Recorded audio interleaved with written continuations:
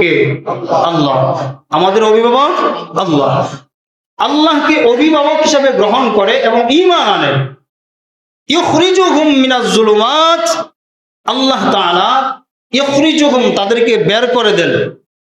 আল্লাহ তাআলা তাদেরকে বের করে দেন যারা আল্লাহকে অভিভাবক হিসাবে গ্রহণ করে। মিনাজ যুলুমাত, অন্ধকার থেকে। কোথা থেকে? অন্ধকার থেকে।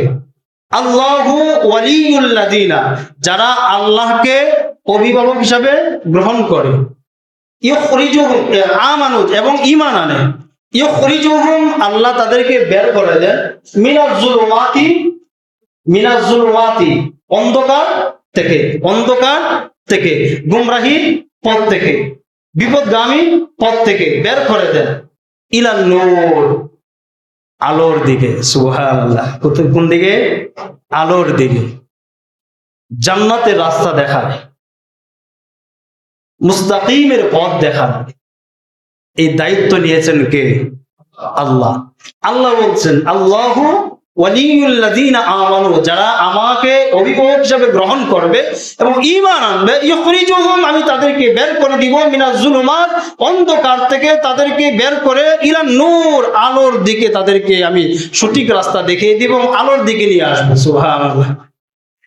এখন আসেন তাহলে, ওনারা যারা আজকে গুমরাহির পথকে বেছে নিয়েছে, যারা ব্যক্তি পূজারি করে, সাদ খানদুলবি হাদাউল্লাহকে ব্যক্তি হিসেবে গ্রহণ করে, ওনাকে দ্বীনের খুঁটি হিসেবে গ্রহণ করে, কোরআন সুন্নাহকে মাইনাস করে যারা গ্রহণ করে, যে তারা কেমনে বিপদগামী হয়েছে। এই যে এরপরে আয়াতে আল্লাহ তাআলা বলতেছেন ওয়াল্লাযীনা কাফারু আউলিয়াহুমুত তাগুত, যারা তাগুতকে ব্যক্তিকে, শয়তানকে অভিভাবক হিসাবে গ্রহণ করে, যারা তাগুতকে ব্যক্তিকে, শয়তানকে অভিভাবক হিসাবে গ্রহণ করে, ইখরিজুনাহুম মিনান নূর, আল্লাহ তাদেরকে বের করে দেন আলো থেকে।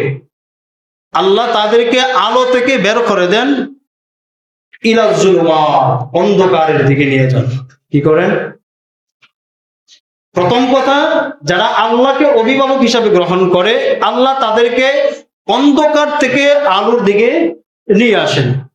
আর যারা আল্লাহকে মাইনাস করে, কোরআন সুন্নাহকে মাইনাস করে, তাগুতকে অনুসরণ করে, অনুকরণ করে, অভিভাবক হিসাবে গ্রহণ করে, তাদেরকে আল্লাহ রাব্বুল আলামিন ইখরিজুনাহুম মিনান নূরি, আলোর থেকে বের করেন। আগেরটা গেছে অন্ধকার থেকে আলোর দিকে নিয়ে আসেন। আর যারা আল্লাহকে মাইনাস করে, অন্যকে অভিভাবক হিসাবে গ্রহণ করে, তাদেরকে আল্লাহ রাব্বুল আলামিন আলো থেকে বের করে অন্ধকারে নিমজ্জিত করেন। নাউযুবিল্লাহ। তাহলে ব্যক্তি পূজা করে ইসলাম পালন করা যাবে না। কোন ব্যক্তির স্বার্থে ইসলামকে, আমার ব্যক্তি স্বার্থে ইসলাম ব্যবহার করা যাবে না। এরপরে আল্লাহ রাব্বুল আলামিন বলতেছেন ইখরিজুনাহুম মিনান নূরি ইলাজ যুলুমাত উলাইকা আসহাবুন নার, আর তাদের ঠিকানা হলো জাহান্নাম।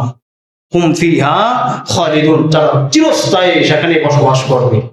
তাদের আবাসস্থল হবে জাহান্নাম, আর ওই জাহান্নামে তারা চিরস্থায়ী বসবাস করবে। আপনি দেখেন এর পিছনে গভীর ষড়যন্ত্র। আজকে মিডিয়ার